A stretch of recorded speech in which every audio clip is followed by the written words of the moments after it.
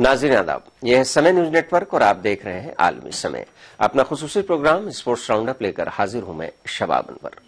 नाज़रीन, आप सबको मालूम है कि आइंदा साल न्यूजीलैंड और ऑस्ट्रेलिया में होने वाले आलमी कप क्रिकेट टूर्नामेंट के लिए 30 मुमकिना खिलाड़ियों का हिंदुस्तानी टीम का ऐलान कर दिया गया है और ये भी आप जानते हैं कि इसमें बहुत सारे ऐसे खिलाड़ी शामिल नहीं हैं जो कि पिछले वर्ल्ड कप के हीरो थे। हम प्रोग्राम के पहले हिस्से में इस पर बात करेंगे अपने मेहमानों के साथ और उसके बाद प्रोग्राम के दूसरे हिस्से में हम बात करेंगे 2014 जो कि अब अलविदा होने को है, लॉन टेनिस में ग्रैंड स्लैम के दौरान क्या उलटफेर हुआ, किसका ताज बरकरार रहा और कौन नए खिलाड़ी के तौर पर यानी कि नए चैंपियन के तौर पर ग्रैंड स्लैम टूर्नामेंटों में उभरा है, इसकी बात करेंगे। और इन दोनों मौजूआत पर बातचीत करने के लिए स्टूडियो में एक मरतबा फिर आज हमारे साथ मौजूद हैं दो सीनियर स्पोर्ट्स जर्नलिस्ट फजल इमाम मलिक और मंसूरुद्दीन फरीदी साहब, जबकि फोन लाइन्स पर भी हमने कुछ अपने एक्सपर्ट से हम बात करेंगे। तो आइए शुरू करते हैं स्पोर्ट्स राउंडअप।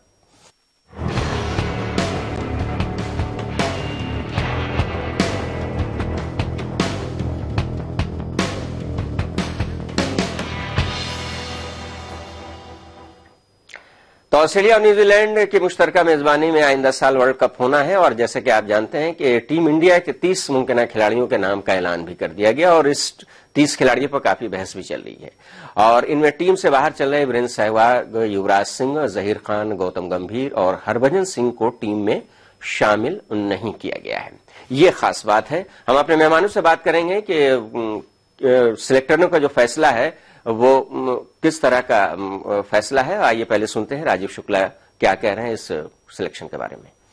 ये तो सिलेक्टर्स का प्रोरोगेटिव विशेषाधिकार है कि किसको लेते हैं। जहां तक ड्रॉप करने का सवाल है तो सिलेक्टर्स तय करते हैं और बाकी टीम में काफी यंग ब्लड को मौका दिया गया है, बडिंग टैलेंट को मौका दिया गया है और कुछ सोच समझ के वहां की कंडीशंस देख के सिलेक्टर्स ने निर्णय लिया है। एक कॉम्बिनेशन बनाया उन्होंने एक्सपीरियंस और यंग ब्लड का, ये सिलेक्टर्स के ऊपर है। परवेज रसूल भी इस मुमकिना टीम में शामिल हैं और जम्मू कश्मीर के ये पहले खिलाड़ी हैं जिन्हें वर्ल्ड कप की मुमकिना टीम में शामिल किया गया। ये और बात है कि उन्हें फाइनल टीम में जगह मिलती है कि नहीं। और एक बात जरूर है कि जम्मू कश्मीर के जो क्रिकेटर्स और वहां के जो क्रिकेट शायकीन हैं, इस सिलेक्टरों के फैसले से उनमें काफी खुशी। आइए सुनते हैं क्रिकेटर्स क्या कहता है। देखिए, जहां तक परवेज रसूल का ताल्लुक है, मैं कहूंगा कि जो कश्मीरी हैं डे वन से, अगर हम जहां से जब क्रिकेट उभरा है तो कश्मीरियों ने हमेशा, उनका भी एक टैलेंट रहा है, उन्होंने पहले से अच्छी कारकर्दगी दिखाई है, लेकिन कुछ वजूहात की वजह से, कुछ नामुसाइद हालात की वजह से कश्मीरी लड़कों को उतना बूस्ट नहीं मिला। अब जबकि हालात कुछ सुधर रहे हैं और परवेज रसूल ने जो एक इंस्पिरेशन दी है बाकी लड़कों को कि आगे आपके लिए अगर आप अच्छे से प्रूव कर सकते हो तो आपके लिए आगे प्लेटफॉर्म है। टैलेंट को हमेशा यहाँ पे एनकरेज किया गया है, ये परवेज रसूल ने आज करके दिखाया है। कश्मीरी लड़के जो हैं वो क्रिकेट में हमेशा आगे रहे, लेकिन उनमें वो एक वो परसेप्शन रहा था कि हमें आगे शायद जगह नहीं मिलेगी, प्लेटफॉर्म नहीं मिलेगा। लेकिन जब अब परवेज रसूल का जहां तक ताल्लुक है, उन्होंने जो वर्ल्ड कप 30 प्रोबेबल में जगह बनाई है, इसने एक मैसेज दिया कश्मीरी लड़कों को कि आप प्रूव करो, हर टैलेंट के लिए, प्लेटफॉर्म के लिए, क्रिकेट में टैलेंट के लिए हमेशा प्लेटफॉर्म है और प्रूव योर मैटर। उधर 2011 के आलमी कप की हिंदुस्तान की जीत में अहम किरदार अदा करने वाले तेज गेंदबाज जहीर खान ने कहा है कि 2015 आलमी कप के लिए मुंतखब न होने से वो तशवीश में नहीं है। मई में आईपीएल के दौरान कंधे में लगी चोट के बाद जहीर अब तक कोई भी मैच नहीं खेल सके हैं। जहीर के मुताबिक ऐसे में आलमी कप के लिए मुंतखब होने का इम्कान बहुत कम था।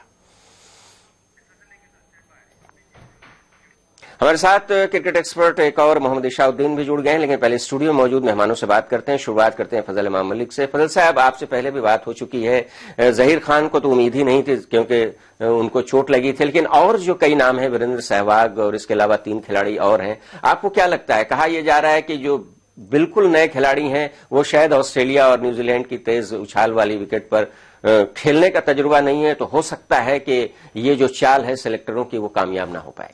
शबाब साहब, देखिए, हम लोग इसी प्रोग्राम में पहले भी डिस्कस कर चुके हैं इस मसले पर और जो नाम हम लोगों ने लिए थे, जिसमें हरभजन सिंह का नाम भी हमने जोड़ा था कि उनको नहीं आना था और वो सिलेक्टरों ने उसको सही साबित किया। ठीक है कि ऑस्ट्रेलिया में क्या होगा क्या नहीं होगा ये तो अभी मुस्तकबिल की बात है, लेकिन जो खिलाड़ी अपने मुल्क में नहीं खेल पा रहे हैं उनको कैसे 29 खिलाड़ियों में जगह दी जा सकती थी, चाहे युवराज हो, चाहे गौतम गंभीर हो, हरभजन हो या वीरेंद्र सहवाग हो। आप देखिए कि वीरेंद्र सहवाग और गौतम गंभीर को पता था कि उनके साथ क्या होना था, इसलिए उन्होंने देवधर ट्रॉफी से अपना नाम वापस ले लिया।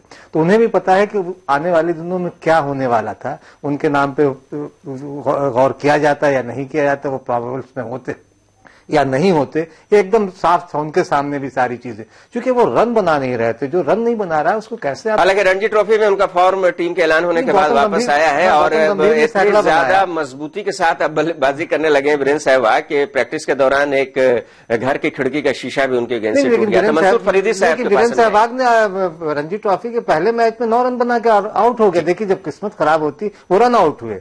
गौतम गंभीर ने जरूर 100 मारा है अभी बना तो अब जब रन आउट होकर वीरेंद्र सहवाग वापस आ जाते तो रणजी ट्रॉफी उनका बहुत अच्छा नहीं कहा जा सकता। तो वीरेंद्र सहवाग के साथ तो किस्मत भी साथ नहीं दे रही, इसलिए उनका तो बहुत और किस्मत भी साथ नहीं दे रही है, सिलेक्टर्स ने भी साथ नहीं दिया और कहीं ना कहीं कप्तान धोनी भी साथ नहीं दे। मंसूरुद्दीन फरीदी साहब पूरी तरह से जस्टिफाई कर रहे हैं फजल इमाम मलिक साहब की ये टीम जो चुनी गई है और जिन पुराने खिलाड़ियों को यानी कि सीनियर्स खिलाड़ियों को बाहर रखा गया है वो अब माजी की बात हो चुके हैं। 2011 नहीं है, 2015 में वर्ल्ड कप होना है और इस तरह का जो खिलाड़ियों का इखराज है पहले होता रहा है। लेकिन जो बातें आ रही हैं क्रिकेट शायकीन में, जो बातें सुनने आ रही हैं, एक बहुत ही छोटा बच्चा कहता है कि ये बच्चे कच्चे वहां जाकर के वर्ल्ड कप का दफा किस तरह से कर पाएंगे। तो आपको क्या नहीं लगता है कि जहां एक तरफ तजुर्बा है और वहां पर नए जोश के साथ साथ तजुर्बा भी होना बहुत जरूरी था? नहीं शबाब साहब, देखिए हमारा सिलेक्शन जो होता है जिसपे हम लोग हमेशा जोर देते हैं कि वो परफॉर्मेंस बेस्ड, कि अगर परफॉर्मेंस अच्छी है तो सिलेक्शन होगा। और देखिए बरसों के बाद ऐसा हुआ है जब इंडियन टीम का सिलेक्शन या मुमकिन खिलाड़ी को जो नाम का अनाउंसमेंट हुआ है उसके बाद कोई कंट्रोवर्सी नहीं हुई है। इवन जो 6 खिलाड़ी, आप 5 कह रहे हैं, इसमें आप आशीष नेहरा का नाम लगाइए तो 6 सीनियर अगर आउट हुए हो तो समझ लीजिए सिलेक्शन कमेटी ने छक्का मारा, 6 खिलाड़ियों को बाहर निकाल दिया है। उसके बाद भी आप देखिए एक किसी ने भी इस पर तनकीद नहीं की और सबने जस्टिफाई किया। इवन जहीर खान जो है खुद कह रहे हैं कि भाई जो हुआ मेरे लिए हैरत की बात नहीं है। तो इसलिए देखिए जब कोई परफॉर्म नहीं कर रहा है तो उसके ऊपर उम्मीद नहीं करनी चाहिए कि वो खेले। युवराज सिंह दिसंबर में एक वनडे मैच खेल चुके थे। गौतम गंभीर जब एक बार टीम में चांस मिला तो वो ड्रेसिंग रूम में इतना आइसोलेट थे कि अखबारों में खबरें आई कि वो ड्रेसिंग रूम में मिक्सअप नहीं हो पा रहे हैं या जो भी खिलाड़ियों से मिक्सअप नहीं हो पा रहे हैं वो अलग थलग बैठे हुए थे।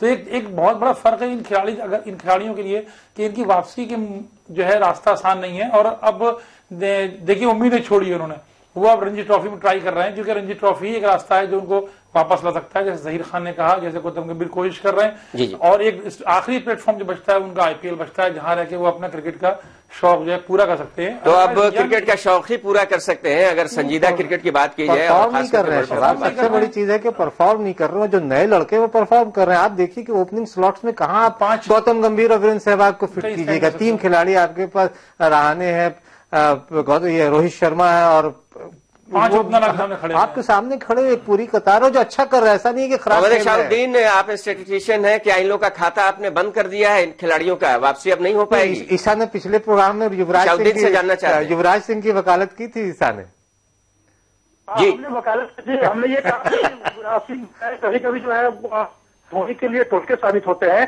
तो शायद हो सकता है कि धोनी उन्हें शामिल नहीं करे। नहीं, क्योंकि उसका ईसा उनका बॉडी लैंग्वेज पिछले 5-6 महीनों में जो देख रहे थे युवराज का, वो युवराज का उनका बॉडी लैंग्वेज ऐसा नहीं था कि वो वापसी की कोशिश खुद भी उनका बॉडी लैंग्वेज ऐसा नहीं लग रहा था कि वो टीम में वापसी की कोशिश कर रहे हैं। नहीं, हम वही बात मैं कर रहा हूँ कि धोनी के लिए एक टोटका था, हर वजह से टोटका शायद टोटका शामिल होता है। हमने ये नहीं कहा था कि उनको शामिल कर लिया जाएगा। धोनी के लिए वो टोटका शामिल एक बात। लेकिन चलिए ये तो अब बात हो गई, अब इनको शामिल नहीं किया गया है। जो टीम चुनी गई है 30 खिलाड़ियों की, उसमें से जो फाइनल टीम चुनी जाएगी, आपको क्या लगता है? हिंदुस्तान को अपने खिताब को बचाना है, काफी मुश्किल काम है और बिल्कुल बदले हुए कंडीशंस में टीम इंडिया को खेलना है, तो कुछ उम्मीद तो जाहिर सी वाबस्ता होगी। क्रिकेट गैर यकीनी खेल है बेशक, लेकिन इन खिलाड़ियों से, नौजवान खिलाड़ियों से आपको कितनी उम्मीदें हैं? आप तो नौजवान हैं क्योंकि फॉर्म है, तो जाहिर सी बात है कि जो नौजवान है उन्हीं पर सारी चीजें टिकी हुई है। तो इन लोगों के टीम चुनी फाइनल, और इन्हीं के बल पे जो है हमें जो कुछ करना है इन्हीं के बल पे करना है। अब सिंगल्स के बल पर कुछ नहीं करना। तो सही बात है शाहुद्दीन, अब आप हमारे साथ रहिएगा। इस परवेज रसूल की हम बात कर रहे थे। परवेज रसूल को भी पहली मर्तबा जम्मू कश्मीर के क्रिकेटर के तौर पर हिंदुस्तान की आलमी कप के मुमकिना टीम में शामिल किया गया है और काफी जोशो खरोश है। आपने एक जूनियर क्रिकेटर की बाइट इस प्रोग्राम में पहले हमने सुनाया था, और किस तरह का माहौल है वहां पर और किस तरह का जोश पैदा हुआ है जम्मू कश्मीर में। आइए कश्मीर से हमारे नुमाइंदा सनम तसद्दुक से बात करते हैं। सनम, परवेज रसूल पहले इंडिया के लिए खेल चुके हैं, अब वर्ल्ड कप में खेलने जा रहे हैं, मतलब कि प्रोबेबल्स में है, हो सकता है कि फाइनल्स में जगह न हो चूंकि मुकाबला काफी सख्त है, लेकिन हम अभी ये मान के चलेंगे कि वो हिंदुस्तान की वर्ल्ड कप टीम में शामिल है। जम्मू कश्मीर एक ऐसी रियासत है जहां से हमेशा निगेटिव खबरें आती हैं, पॉजिटिव खबरें बहुत कम आती हैं, लेकिन जब से परवेज रसूल मेन स्ट्रीम में आए हैं क्रिकेट के, ऐसा लग रहा है कि वहां पर काफी ज्यादा तवज्जो दी जा रही है। इस वक्त कैसा माहौल है और वहां के क्रिकेट शायकीन और जिन खिलाड़ियों के बारे में आपने बताया था जूनियर्स, उनका कितना हौसला बुलंद हुआ है? जी बिल्कुल शबाब साहब, जो यहाँ पे क्रिकेटर्स हैं उनमें काफी जोश है इस चीज को लेके कि परवेज रसूल यहाँ से अब वर्ल्ड कप में जा रहे हैं। और वही जो आपने बाइट में भी सुना, जो जूनियर क्रिकेटर्स है उनका ये कहना है कि जैसे मेरे कहीं क्रिकेटर से बात हुई कि उन्होंने कहा कि मौके नहीं थे उनके पास, लेकिन एक जो इन्होंने दिखा दी है परवेज रसूल ने, और उसके बाद अब उन्हें लगता है कि उनकी दौड़ सिर्फ रांझी तक नहीं बल्कि उसके आगे और मंजिलें काफी है जहां पे वो अब अपने टैलेंट को दिखा सकते हैं। और वही जैसे मेरी सीनियर क्रिकेटर से भी बात की, उन्होंने कहा कि काफी खुशाइंद है और यहाँ पे उनके जब वो कोचिंग कैंप्स चलाते थे तो अक्सर जो क्रिकेटर्स यही कहते थे कि व्हाट नेक्स्ट, और उसके बाद क्या, अगर हम रांझी पहुंचे तो रांझी के बाद क्या, क्योंकि उसके बाद मंजिल कहीं और नहीं जाती थी। लेकिन अब रास्ते उसके आगे काफी खुल गए हैं और जो परवेज रसूल के बाद यहाँ आबिद नबी की बात करें, समीउल्लाह की बात करें, या उन जैसे बाकी जो हमारे शुभम खजूरिया की बात आप भूल रहे हैं तसद्दुक साहब। Shubham Khajuria under-19 India team खेल चुके हैं और बहुत अच्छे ओपनर हैं, आप उनका भी जिक्र कीजिए।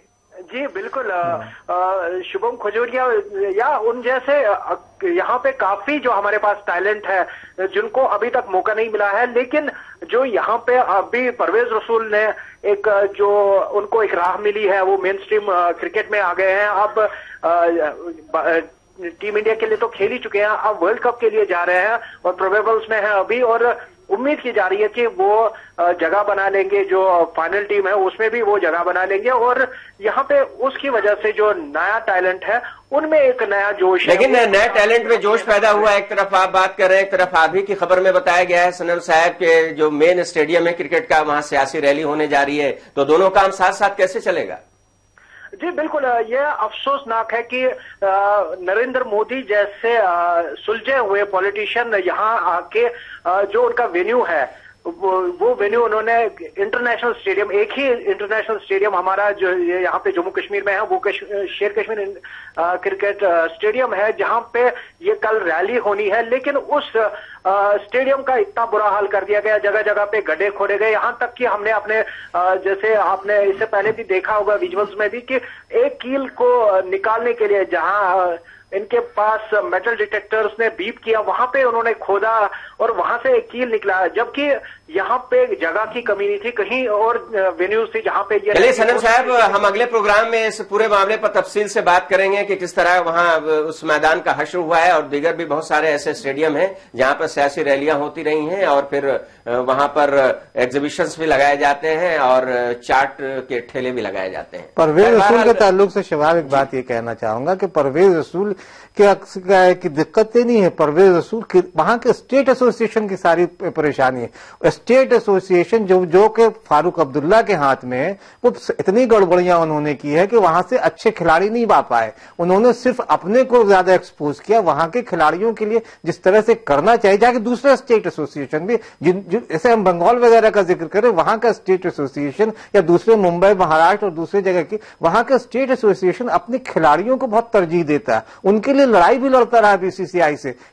मुझे बहुत तकलीफ होती इस बात की कि कभी जम्मू कश्मीर क्रिकेट एसोसिएशन ने इस तरह की लड़ाई नहीं लड़ी। चलिए उम्मीद करते हैं कि आगे ये बड़ी वजह है करना। हम लौटते हैं टीम पर। मंसूरुद्दीन फरीदी साहब, ये जो टीम बनी है इसके बारे में कुछ हद तक शाहुद्दीन भी कह रहे हैं कि बिल्कुल सही है, जिन खिलाड़ियों को बाहर किया गया, उनका परफॉर्मेंस नहीं था। फजल साहब शुरू से ये कहते आ रहे हैं, लेकिन क्रिकेट शायकीन में इस बात को लेकर तजब्जुब है कि हो सकता है कि नए खिलाड़ी जो हैं मतलब मेयार पर खड़े नहीं उतर पाए। आपको क्या उम्मीद है इन खिलाड़ियों से, चूंकि इनके पास वहां खेलने का, उस कंडीशन में खेलने का शबाब साहब देखिए, ये एक सिंपल सी साइकिल है। अगर आप 99 की वर्ल्ड कप फातिहा टीम को देखिएगा ऑस्ट्रेलिया की, तो उसी टीम के 5 खिलाड़ी जो थे वो निकल चुके थे, 7 खिलाड़ी 2003 में।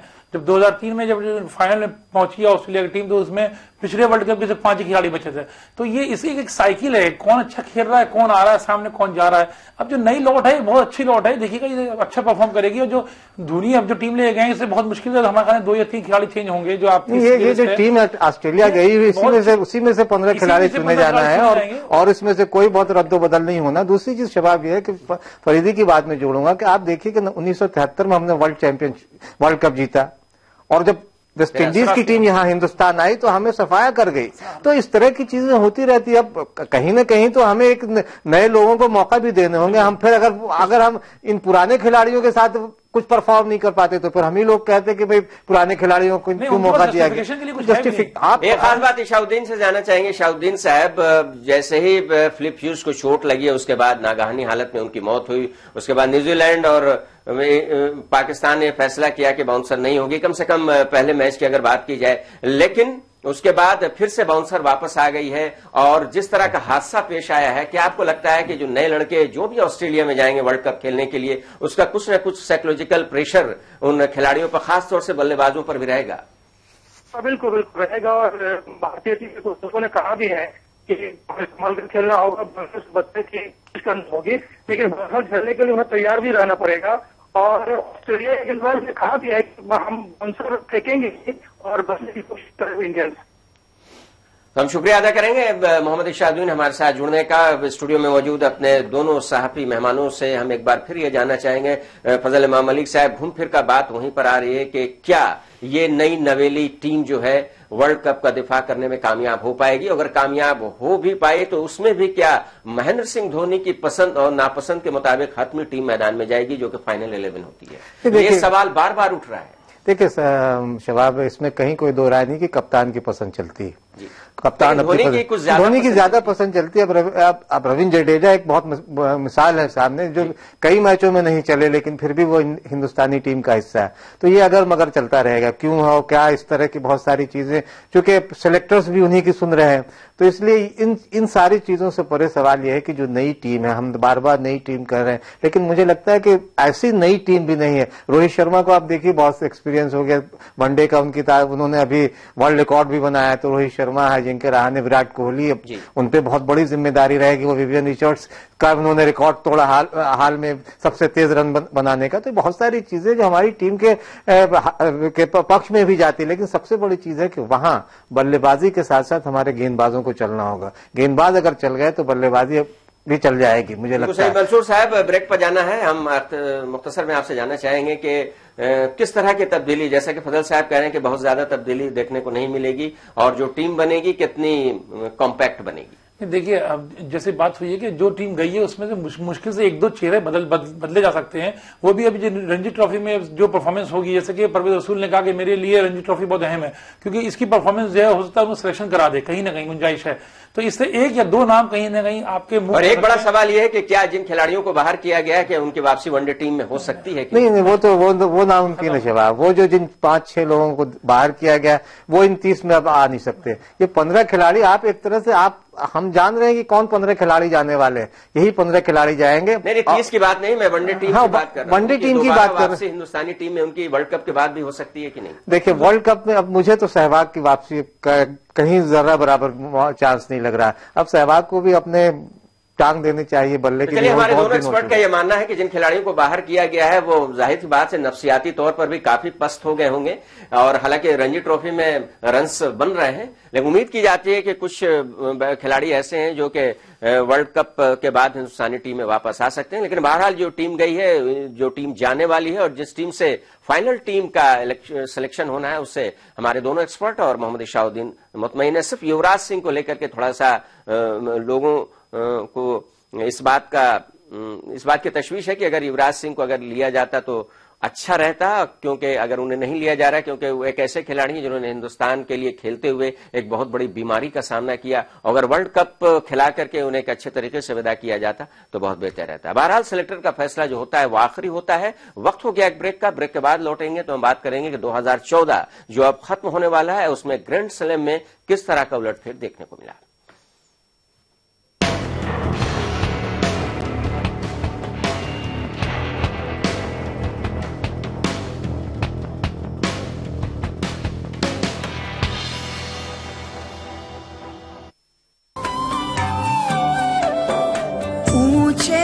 गगन में उड़ने का सपना, हथेली से बादल को छूने के अरमान, मुझको मिटाना है इन फासलों को, मुझे पंख दे दो, मुझे पंख दे दो।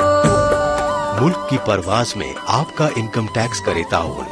अपना पेशगी टैक्स अदा करें इस महीने की 15 तारीख तक।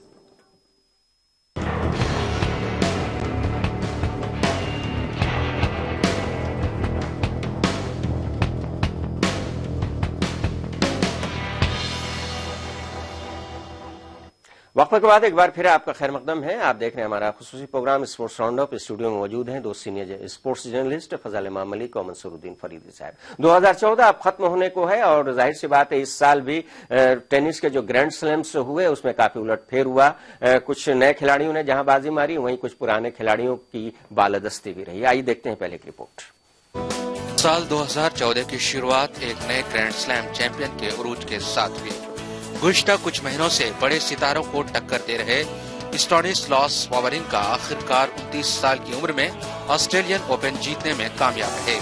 क्वार्टर फाइनल में वर्ल्ड नंबर 2 नोवाक जोकोविच को शिकस्त देने वाले वावरिंका ने खिताबी जंग में वर्ल्ड नंबर 1 राफेल नडाल को मात दी।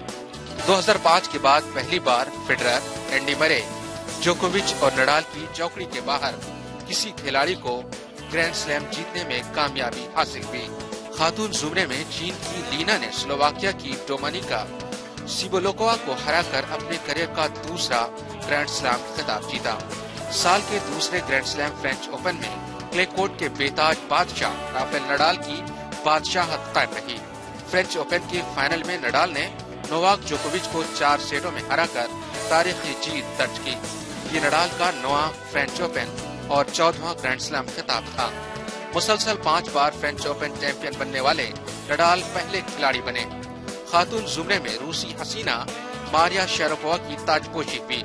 शारापोवा रोमानिया की सिमोना हेल्प को शिकस्त देकर दूसरी बार फ्रेंच ओपन जीतने में कामयाब रही, जबकि ये शारापोवा के करियर का 5वां ग्रैंड स्लैम खिताब था। साल के तीसरे ग्रैंड स्लैम विंबलडन में मर्द जुमरे का फाइनल जोकोविच और रॉजर फेडरर के बीच हुआ।